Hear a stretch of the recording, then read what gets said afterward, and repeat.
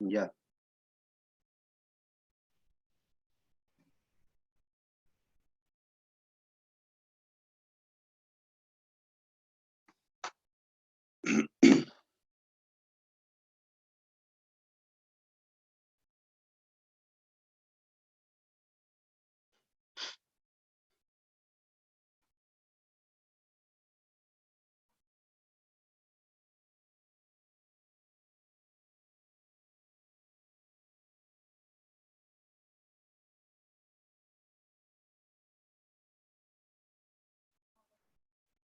Anderson, Claro.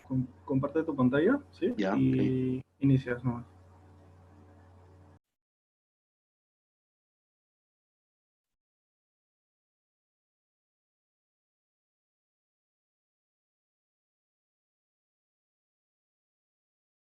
Ya. Ok. ¿Me confirmas o ya arranco? Sí, arranca de una vez. Ok. Ujú. Buenos días con todos los participantes.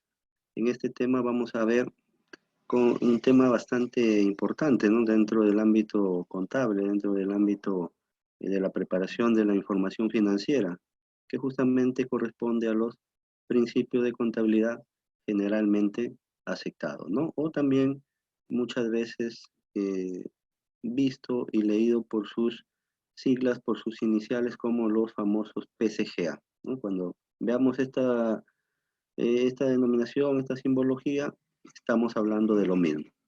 Entonces, vamos a ver qué nos prepara este tema y qué es lo que se quiere lograr. Bueno, dentro del logro del aprendizaje es reconocer la importancia de los principios contables de acuerdo a la normatividad vigente, ¿no? Como sabemos, todo país, toda jurisdicción territorial tiene normas y tiene todo una de decretos y dispositivos legales que hacen que la contabilidad tiene que ceñirse bajo el amparo de dichas dictámenes, ¿no es cierto? Pero también es importante que dentro de todas esas, dentro de toda esa aplicación de normativa, también prevalecen los principios contables. Y los contenidos, como vemos, son los principios contables generalmente aceptados. Bien, como vemos acá, ¿qué representan todas estas palabras que vemos ahí, no? Igualdad, transparencia, respeto, educación, oportunidades, infraestructura, y podríamos seguir mencionando muchas más que podemos ver en la imagen, pero todas estas que tienen en común o que tienen de particular. Bien, todas estas palabras representan principios, ¿no es cierto? Principios que justamente rigen la forma de actuar, la forma de convivir o en todo caso la forma como nos ven otras personas, ¿no es cierto? Es por ello que es importante la aplicación o el uso de estos principios porque nos da una calidad moral, calidad profesional y lógicamente eso se transmite hacia la comunidad, hacia las personas, hacia la sociedad. Entonces la contabilidad también aplica principios, ¿no? ¿Para qué? Para que justamente la información que muestra a los usuarios tenga todas esas condiciones necesarias, ¿no? De ser fiable, de ser oportuna, de ser comprensible, ¿no? ¿Por qué? Porque esa información está basada en principios. Pero los principios no son algo que recién se haya descubierto, que recién se ponga en aplicación. Como vemos, el origen de los principios contable de contabilidad generalmente aceptado tiene su origen o va ligado con el movimiento asociativo de la profesión que inició en el año 1880 en la famosa Gran Bretaña, ¿no? Pese a que había normas contables que servían para respaldar una presentación uniforme de los informes contables, ¿no? Desde ahí ya se tenía,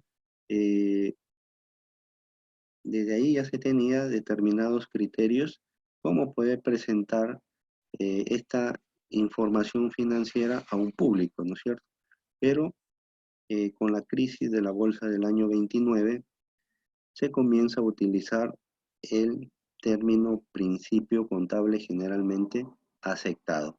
¿Por qué? Porque debido a esto se toman nuevas medidas para poder recuperar la confianza de los ahorradores, como objetividad y fiabilidad en la información financiera, ¿no? Entonces, lo que les decía al inicio, estos PCGA hacen que la información financiera sea confiable, sea fiable, ¿no es cierto? Eso genera confianza, genera mucha mayor transparencia para las personas interesadas en invertir, en ahorrar, ¿no es cierto?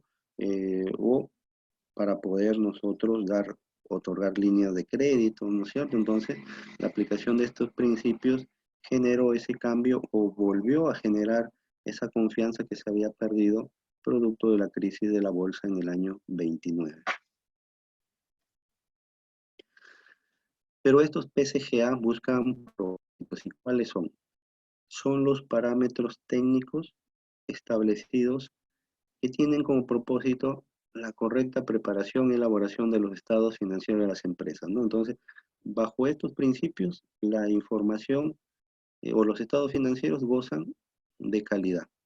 Entonces, un principio hace que la información que nosotros vamos a tener a la mano o que estamos dando o estamos analizando goza de calidad. Es como los famosos ISOs de calidad, ¿no? Un ISO justamente mide el grado de calidad ya sea de un producto o de un servicio, ¿no? Igual para la contabilidad o para la información financiera, el que le da esa condición de ISO de calidad es los principios que se aplican en su preparación y elaboración. Entonces, los principios de contabilidad generalmente aceptados son conceptos básicos que establecen la delimitación e identificación del ente económico, las bases de cuantificación de las operaciones y la preparación de la información financiera de la empresa a través de los estados financieros. Es el propósito que buscan estos PCGA. Pero para conocer cuáles son, acá se los presentamos. Los PCGA o principios contables generalmente aceptados son 15. Como vemos, el principio número 1, como es la equidad, la partida doble, que a la vez también constituye el principio universal, el ente, los bienes económicos, la moneda común denominador, ¿no? La empresa en marcha, la evaluación al costo, el periodo, el devengado, la objetividad, realización, prudencia, uniformidad, significatividad o también llamada importancia relativa. Y por último, la exposición. Esos son los 15 principios de contabilidad generalmente aceptados que tienen plena vigencia en todas las actividades económicas de las empresas.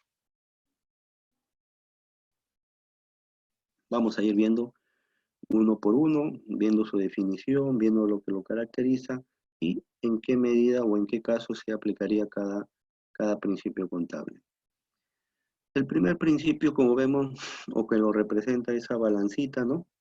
Que básicamente es buscar el equilibrio y el equilibrio en decisiones.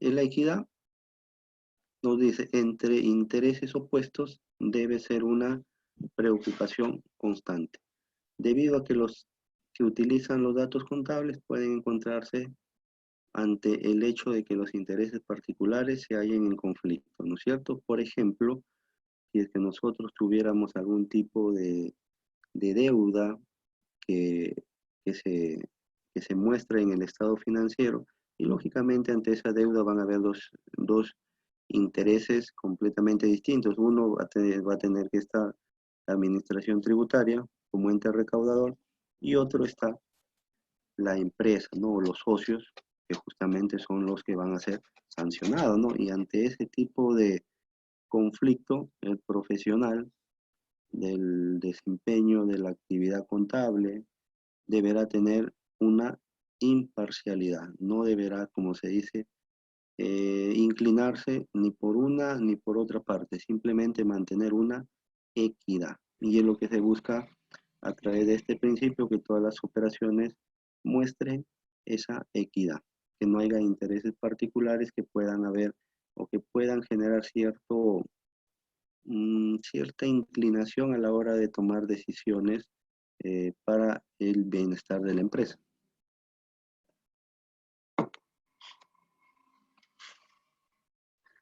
El segundo principio, como habíamos dicho, es el de la partida doble. ¿Qué nos dice este principio universal? Como ya habíamos visto, este principio universal fue adoptado por el fraile italiano Lucas Pacioli, que también es considerado como el padre de la contabilidad. ¿Qué nos dice? A toda partida registrada en el debe le corresponde otra registrada en el haber, el famoso debe y haber, o también el famoso cargo y abono, como lo conocemos comúnmente. También se dice que no hay deudor sin acreedor, ni acreedor sin deudor, ¿no? Entonces siempre vamos a tener una cuenta del debe y otra en el haber, que al final, en la sumatoria, siempre el resultado que se puso en el debe ser igual que lo que está en el haber, ¿no? Para que cumpla el principio. Y mediante la partida doble se registran los cambios que sucede en el activo, pasivo y patrimonio, ¿no? Acá también haciendo referencia a la famosa ecuación contable, ¿no? Y la ecuación contable que nos determina que el activo es igual al pasivo más el patrimonio. Entonces ahí vamos a ver esas variaciones que pueden generarse, pero que sin embargo en una suma de dígitos siempre va a dar el mismo resultado, que el total del activo va a ser igual al pasivo y patrimonio.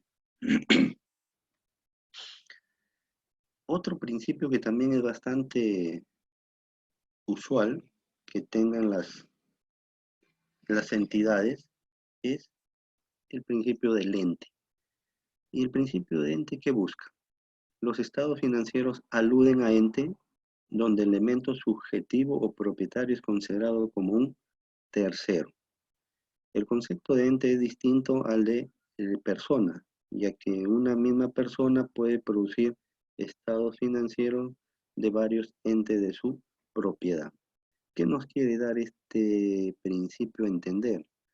Que hay que diferenciar entre lo que es una persona, por ejemplo, como vemos ahí, Alicia Pérez, empresa individual de responsabilidad limitada, tiene la condición de ser una persona jurídica, ¿no es cierto?, por su forma de constitución, y que es muy distinto a la señorita Alicia Pérez como persona natural.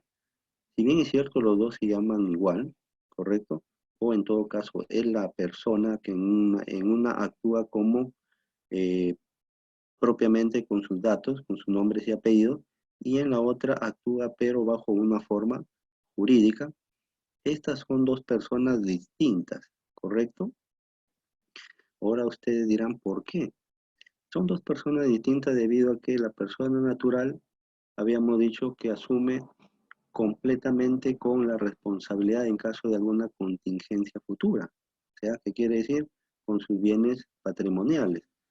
En cambio, la empresa o la persona jurídica, Alicia Pérez, asume solamente con el íntegro o con la totalidad de su patrimonio alcanzado a la fecha que suceda la contingencia, ¿no? Entonces, miren la gran diferencia.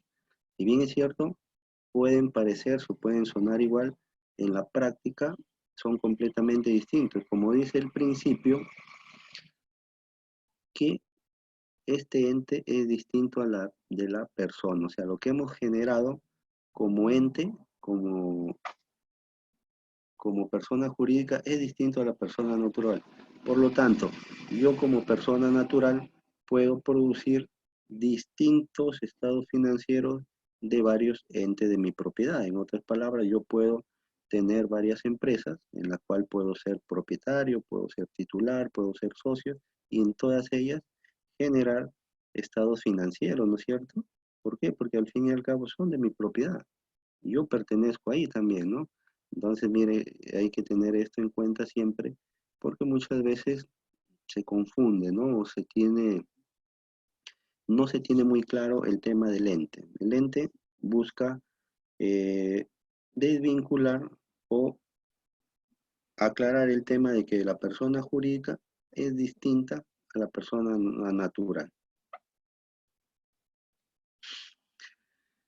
Otro principio que también es muy aplicado es el de los bienes económicos, ¿no es cierto? ¿Qué nos dice que son los bienes económicos? Son bienes materiales e inmateriales que poseen valor económico y que son susceptibles de ser evaluados en términos monetarios, ¿no? Entonces, ¿qué es un bien material? Bueno, es todo lo que tiene existencia física, existencia eh, real, ¿no? Por ejemplo, los famosos activos fijos, ¿no? Un activo fijo, una computadora, un mueble, una unidad de transporte, ellos son bienes materiales o también las existencias, ¿correcto? Pero también existen bienes inmateriales, los cuales no los podemos tocar, no los podemos, eh, no tiene con consistencia física, pero que sin embargo generan lucro o generan beneficios económicos y pueden cuantificarse en términos monetarios, por ejemplo, una marca, un intangible, ¿no es cierto? Una franquicia. Eso genera beneficios económicos, pero a la vez también pueden ser valuados en términos monetarios, ¿no? Otro principio que también es bastante aplicado es el de moneda común denominador. ¿Y a qué nos referimos moneda común denominador? Se utilizará como denominador común la moneda que tiene curso legal en el país en el que funcione el ente, ¿correcto? Para nuestra realidad, para nuestro país, de conformidad con los dispositivos legales, la contabilidad se lleva en moneda nacional, o sea, quiere decir en sol. Acá también hay que tener en cuenta que la terminología varió hace unos años, en la cual teníamos como moneda nacional el nuevo sol, ¿correcto? Pero luego por un dispositivo legal se cambió y actualmente se debe de denominar simplemente sol. ¿Y qué es lo que qué nos muestra este principio? Además de ello, que por ejemplo, si tuviera transacciones en otra moneda, llámese euros, dólares, etcétera, yo tendré que este valor expresarlo en nuevos soles. ¿Qué quiere decir? Tendré que convertirlo de acuerdo a la tasa de cambio o al tipo de tasa de cambio que esté determinada por la SBS para dicha fecha y expresar en moneda nacional o en moneda común dicha operación, dicha transacción, ¿no? Para eso también la administración tributaria eh, cuelga en su página en su plataforma virtual, las tasas o de tipo de cambio vigentes de manera actualizada, ¿no? ¿Para qué? Para que se puedan todas estas operaciones registrarse y expresarse en moneda nacional, ¿correcto? Eso es lo que nos quiere dar expresar la moneda común denominada. Otro principio que también es aplicable y es uno de los que caracteriza a todas las empresas o para que se elaboren los estados financieros también es la empresa en marcha, ¿ya? ¿Y qué nos quiere decir una empresa en marcha? Se refiere a que todo organismo económico cuya existencia temporal tiene plena vigencia y proyección. ¿Qué quiere decir? Que toda la información financiera que se pueda mostrar dentro de los estados financieros, también debemos de tener en cuenta que esa empresa debe tener giro, debe tener actividades, porque si no, no fuera posible brindar información financiera, ¿no? Se imaginan una empresa que, si bien es cierto, está constituida, tiene su número de RUC, tiene su inscripción en registros públicos, pero que sin embargo no tiene actividades, no tiene ingresos y no tiene egresos. Si bien es cierto, eh, tributariamente la administración de la SUNAT podrá considerarlo como activo y habido, pero no por siempre, sino hasta un tiempo cuando detecte de que no está teniendo actividades y por lo tanto le dé de baja a su RUC. Igual se cumple en este principio que es empresa en marcha. ¿Por qué? Porque debe tener plena vigencia sus actividades y con proyección a mantenerse en el tiempo, a perdurar en el tiempo, ¿no es cierto? Porque si no, no fuera posible aplicar lo que es el ente, ni tampoco otros principios como son el de vengado o el tema de la exposición o el de significancia, importancia relativa, etcétera, ¿no? Entonces, este es un principio también fundamental que debe cumplirse dentro de todas las entidades. Otro principio que se aplica también es la evaluación al costo. ¿Qué quiere dar a entender este principio? El valor de costo adquisición o producción constituye el criterio principal y básico de evaluación. Cuando hablamos de evaluación es medir, cuantificar un activo o un bien. También condiciona la formulación de los estados financieros llamados de situación, en correspondencia también con el concepto de empresa en marcha, razón por la cual esta norma adquiere el carácter de principio, ¿no? Entonces también está ligado con el principio de empresa en marcha, ¿no? Porque si yo ya adquiero algún tipo de bien, ya estoy teniendo actividades y por lo tanto mi empresa ya se puede considerar una empresa en marcha, está cumpliendo este principio. Y acá siempre hay que tener en cuenta algunos aspectos dentro de la evaluación al costo, porque a veces se cometen errores a la hora de evaluar dichos bienes. Por ejemplo, si se adquiere una mercadería o un equipo, supongamos del extranjero, lógicamente que vamos a tener un precio FOB, ¿no es cierto? Luego ese precio FOB va a tener los costos y fletes que pueda generar el traslado hasta el puerto de destino, y todo ello va a incluir dentro del costo. Ahora, una vez que ese bien querramos nosotros ya ponerlo operativo dentro de nuestra planta, dentro de nuestras instalaciones, se tendrá que correr ahí con un desaduanaje, ¿no? Dentro de aduanas, con un flete para poder trasladarlo, si es una maquinaria, con los seguros también ya propios para, para nuestra regulación. Y también el tema del impuesto, ¿no? Los impuestos que graban ya la importación. Entonces, como vemos, todos esos desembolsos de dinero han formado parte aún de la evaluación al costo.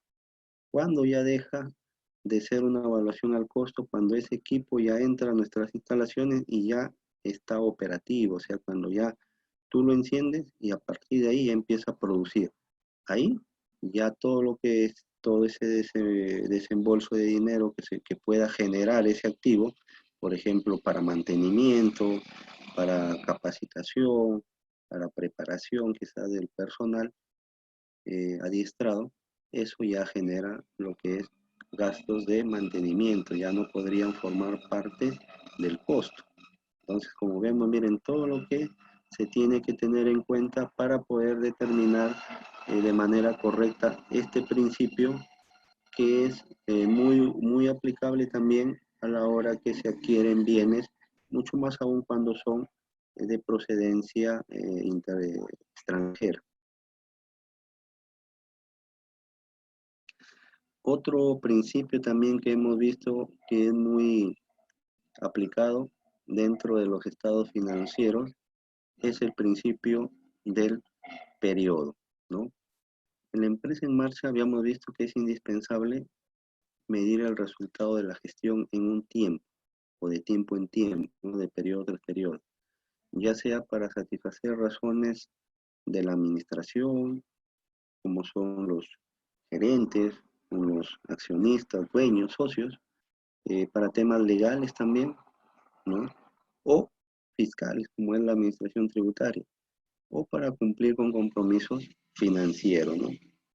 Entonces, todos estos, toda esta información es indispensable.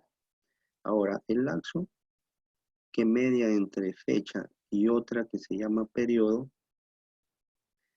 para efectos eh, para efectos del Plan Contable General Empresarial, este periodo es de 12 meses y recibe el nombre de ejercicio. Y estos 12 meses son computables desde el 1 de enero hasta el 31 de diciembre de dicho año. Entonces, eso es lo que se quiere ver en este principio contable. Lógicamente que eso no excluye de que yo pudiera tener periodos de menor tiempo, ¿no? De menor jerarquía de tiempo. También son usuales o también son aplicables siempre y cuando haya una necesidad de dicha información, ¿no? Para efectos, como decimos, fiscales ni de obligatoriedad se tienen que hacer a un año. Pero ahora, por un tema de necesidad de saber la situación financiera a corto plazo, quizás un, un balance o un estado de situación financiera a 6 meses o de manera trimestral, ¿lo puedo hacer? Sí, también es posible generar dicha información. ¿Por qué? Porque hay una necesidad de esa información. Otro principio que también se aplica constantemente es el principio del devengado, ¿correcto? ¿Qué nos dice este principio? Que las variaciones patrimoniales que se deben considerar para establecer el resultado económico son las que corresponden a un ejercicio sin entrar a distinguir si se han cobrado o pagado durante dicho periodo. En otras palabras, que todas las transacciones, ya sean de ingresos o de gastos, deben reconocerse en el periodo, o sea, en el periodo del año que estábamos comentando, indistintamente si es que se ha generado el cobro, si fuera una factura por cobrar, o si se ha generado el pago, si fuera una deuda por pagar. ¿Ya? Entonces, acá lo que se tiene que registrar es el hecho, es la operación ya realizada al margen de su realización plenamente. Para eso existe también más adelante, vamos a ver un principio que va de la mano del devengado, ¿no? Que es el principio de realización. Otro principio es el de objetividad. ¿Y qué nos da a entender este principio?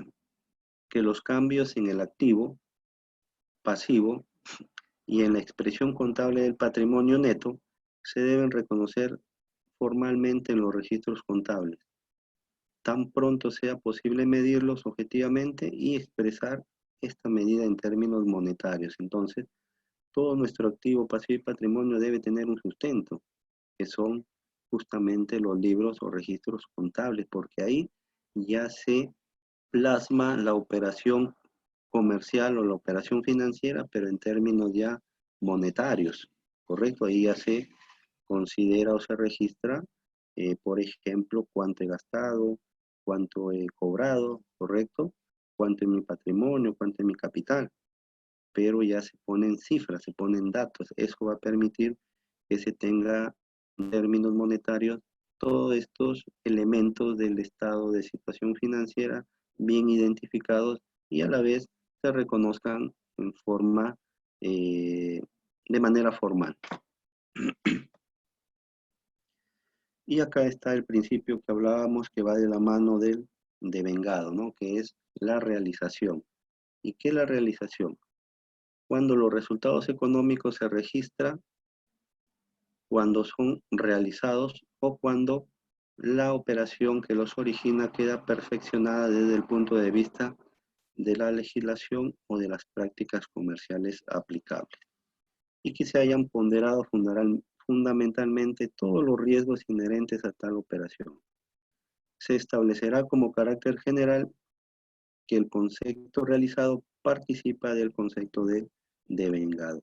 Para que se cumpla el principio de realización, entonces tendrá primeramente que haberse aplicado el principio del devengado, o sea, eh, considerarse la operación en forma indistinta si es que fue cobrada o no, pero que acá ya estamos nosotros eh, teniendo en cuenta dicha operación ya realizada. Realizada decimos cuando ya se canceló, si fuera una deuda por cobrar, o en todo caso, es que también se canceló una deuda por pagar, ¿no? Entonces ya ese hecho económico ya se está realizando debidamente, con todas las condiciones necesarias, ¿no? Todas las condiciones inherentes a tal operación. El principio de prudencia también, que es un principio bastante aplicable, dice, significa que cuando se debe elegir entre dos valores para un elemento de activo, normalmente se debe optar por el más bajo, o bien que una operación se contabilice de tal modo que la participación del propietario sea menor. Este principio general se puede expresar también diciendo, contabilizar todas las pérdidas cuando se conocen y las ganancias solamente cuando se hayan realizado. En otras palabras, si yo tengo una serie de gastos, correcto, de desembolso de dineros que he hecho, yo tengo que considerarlas, yo tengo que registrarlas, yo tengo que saberlas, correcto.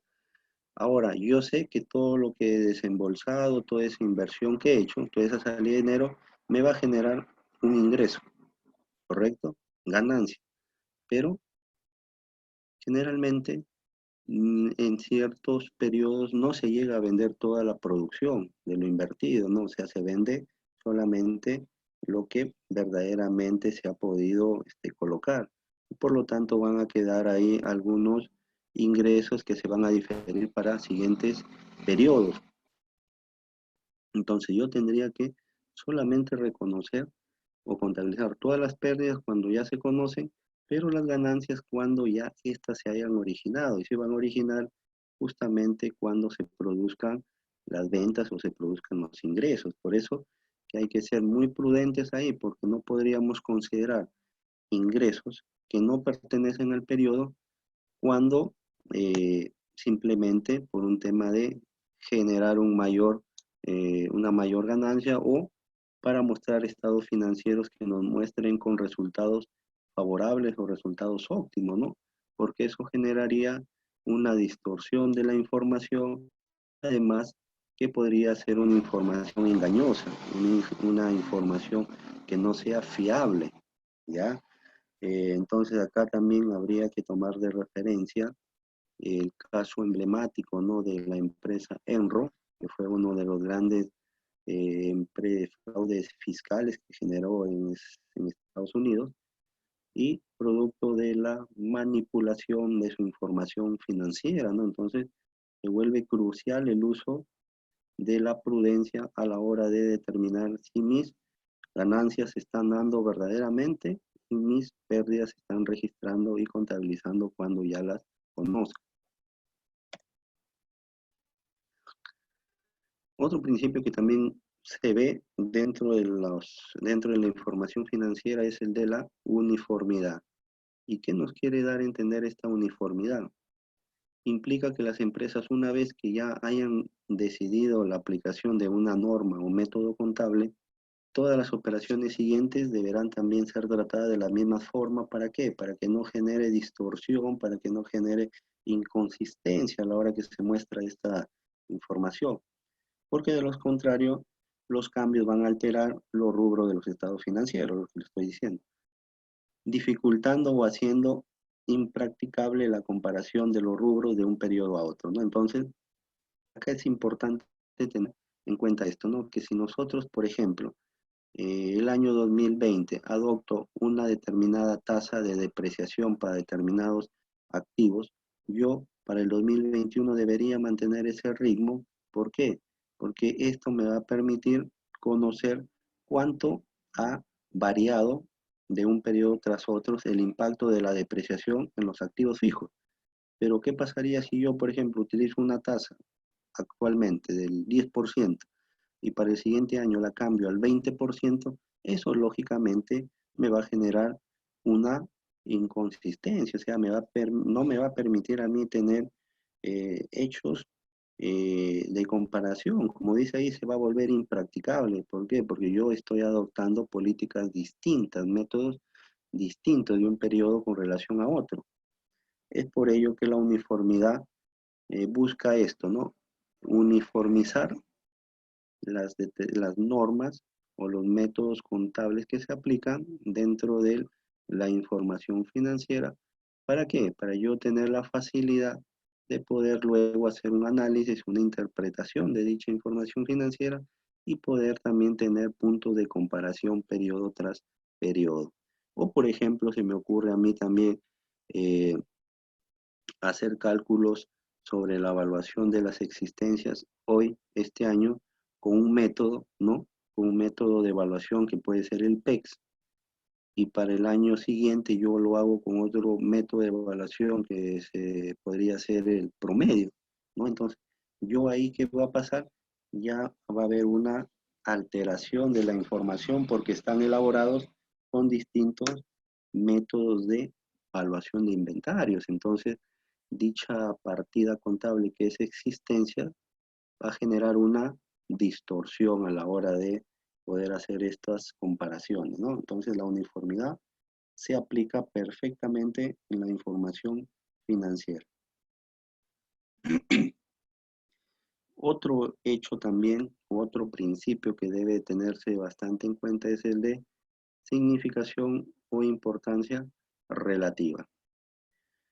Acá nos dice que al ponderar la correcta aplicación de los principios generales y las normas particulares, es necesario actuar con sentido práctico, ¿no? En otras palabras, no hacerse muchos problemas. Frecuentemente se presentan situaciones que no encuadran dentro de aquellos y que, sin embargo, no presentan problemas porque el efecto no produce ni distorsiona el cuadro general, ¿no? O en todo caso no tiene demasiada relevancia en los resultados o en el impacto a los resultados de la información. Como por ejemplo, ¿no? Veámonos al hecho de que si yo tengo en caja, ¿no? 1.000 soles, perdón, en bancos, y a la hora de realizar la conciliación bancaria me encuentro que hay 990 soles, ¿no? Entonces yo digo, acá faltan 10 soles, no me cuadra. Eso lo podría detectar y es uno de los principios que aplican con bastante incidencia el auditor. Los auditores, o la parte que aplica de manera muy frecuente este principio, es la auditoría. El auditor, ¿qué es lo que va a hacer? Va a hacer un juicio práctico, ¿correcto? Y determinar si es que esa diferencia, esa inconsistencia detectada es relevante o no es irrelevante, tiene importancia relativa o no, va a distorsionar el cuadro general del resultado o no. Entonces ahí viene un sentido bastante práctico, ¿no? Si son 10 soles, no genera mayor cambio, no va a tener un impacto que digamos enorme dentro de los resultados, por lo tanto yo lo podría dejar desapercibido, ¿no? Entonces por eso dice, la significación o importancia relativa va en función a los hechos que se puedan encontrar dentro del proceso, pero que sin embargo tengan una incidencia dentro de toda la información, o sea que vaya a tener un impacto bastante amplio. Pero si no sucede el caso, yo por la forma más sencilla, más práctica, no me hago mucho problema, ¿no? También el principio que se tiene que se aplica es el famoso principio de la exposición, ¿no es cierto? Acá los estados financieros, como vemos, deben de contener toda la información y discriminación básica y adicional que sea indispensable para una adecuada interpretación de la situación financiera y de los resultados económicos del ente a que se refiere. Bueno, dentro de la exposición tenemos que tener en cuenta que hay que tener algunas recomendaciones, ¿no? Que estos estados financieros hayan sido elaborados con información fidedigna, que estos estados financieros hayan sido elaborados en forma oportuna, que también puedan ser eh, de fácil comprensión, ¿no es cierto? Lo que les decía, que pueden haber empresarios, pueden haber socios, pueden haber dueños que no tengan nociones básicas de lo que son terminología contable, terminología financiera, y por lo tanto hay que hacerle lo más sencillo posible o lo más entendible posible para ellos, ¿no? Y también que estos estados financieros puedan ser comparables, ¿no? O sea, si yo voy a exponer la situación financiera de este año, yo tendría que tener un punto de comparación con el del año anterior, ¿no es cierto? Para ver en qué medida se ha mejorado la gestión, se han tenido mejores resultados o quizás se ha, se ha empeorado, ¿no? Entonces, para eso se exponen los estados financieros, las famosas juntas generales, ¿no? Donde el contador va con todo su staff preparado para que pueda hacer esta exposición. Pero como vemos ahí también, se tiene que hacer una discriminación básica. ¿Qué quiere decir una discriminación básica? Que se tiene que detallar las partidas que han intervenido dentro del periodo, dentro del periodo contable y han generado movimiento y han generado justamente los saldos, ¿no? Los saldos a esa fecha determinada. O han generado también ingresos, egresos, etcétera, ¿no? Entonces, esa es la información que se debe discriminar, ¿no? Qué es lo que tengo en mis activos, ¿no? Cuánto tengo en caja, cuánto tengo en existencia, cuánto tengo en activo fijo, ¿no?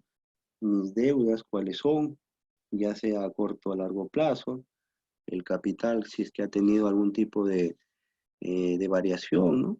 Entonces, todo ello es la forma como yo tengo que discriminar en forma básica, ¿no? Pero también existe una información adicional que quizás por un tema de mayor análisis o de mayor interpretación por parte de los usuarios, ¿ya? De las personas que participan dentro de esta junta, dentro de esta reunión, yo tendría que tener las famosas notas, ¿ya? Las famosas notas a los estados financieros, porque todos los estados financieros lo componen los estados financieros básicos, por los cuales son el estado de situación financiera, el estado de resultados, el estado de flujo de efectivo y el estado de cambios en el patrimonio neto. Esos estados, esos cuatro estados financieros básicos van de la mano también con las notas a los estados financieros. ¿Y qué es una nota? ¿Qué será una nota? Una nota no es otra cosa que una información adicional que se quiere brindar hacia determinados, hacia determinadas partidas o en todo caso hacer un comentario con relación a algún punto específico de la información financiera, ¿no? Entonces, dentro de las notas también existen dos tipos de notas. Una es de carácter general, ¿no? Que habla justamente en forma amplia de toda la organización, de todo el ente, ¿no? Por ejemplo, la fecha de constitución, las actividades que realiza, los principales proveedores, clientes con los cuales ha tenido mayor actividad o negociación durante ese periodo, ¿no es cierto? Eh, cuáles han sido la participación del capital en esa fecha, ¿no? Cómo está distribuido, o sea, hablamos ahí de carácter general, información eh, de todo el entorno empresarial, básicamente, ¿no? De toda la entidad. en otras palabras. Pero ya cuando entramos a las notas de carácter específico, ahí sí se tiene que hacer un detalle o un análisis de cada partida que ha formado parte del estado financiero. Por ejemplo, se me ocurre esta partida. Dentro del estado de situación financiera tenemos una partida que se denomina efectivo y equivalente de efectivo, ¿correcto?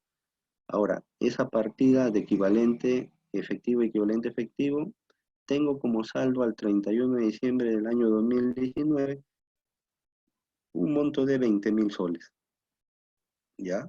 Pero esa partida engloba todo, dice efectivo y equivalente de efectivo, entonces todo suma 20.000 soles.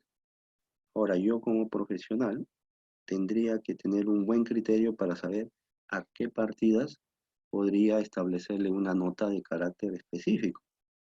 O podría establecerle a todas, ¿no? También eso ya queda a un juicio profesional. Si yo creo conveniente hacerle un análisis de todas las partidas, también eso es viable, es accesible. Entonces, yo esa partida efectivo y equivalente efectivo, tengo un monto de 100.000 soles al 31 de diciembre de 2019. En la nota de carácter específico, yo tendré que realizar el detalle, ¿no? ¿Qué es lo que compone esos 100.000 soles? Por ejemplo, puede ser caja, 50.000, puede ser cuenta corriente Banco BCP, 20.000, puede ser cuenta corriente Banco Continental, 30.000, que sumado los tres rubros me dan los 100.000 soles, ¿no? Entonces lo que he hecho ahí es simplemente realizar eh, ese análisis mucho más detallado justamente de la partida general. ¿Por qué? Porque así lo creo conveniente y así va a ser de mayor interpretación de los usuarios de la información financiera, ¿no? Entonces, eso me permite a mí tener que ir analizando partida tras partida y ver cuáles requieren dicho análisis para qué, para tener una mejor comprensión de la información. Entonces, con ello hemos concluido lo relacionado a los principios contables de contabilidad o principio de contabilidad generalmente aceptado.